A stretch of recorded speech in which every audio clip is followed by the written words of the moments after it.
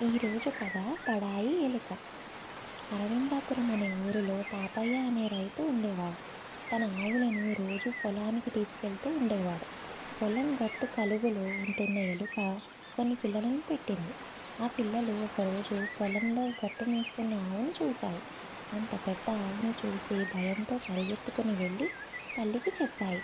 అక్కడే ఉన్న మరో ఎలుక, ఏమిటి, నాకంటే పెద్ద జంతువా అని ప్రశ్నించింది. చాలా పెద్దదని ఎలుక పిల్లలు చెప్పాయి.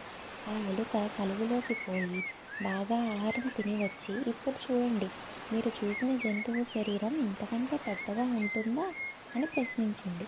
ఇంకా పెద్దగా ఉంటుందని జవాబిచ్చాయి. ఈసారి ఇంకా పెద్దగా కనిపించాలని ఇంకా ఎక్కువ తినేసరికి పొట్ట పగిలి అక్కడే చచ్చిపోయింది. దీనిలోని నీతి ఏంటంటే, తన తాహతుకు మించి బడాయికి పోరాదు.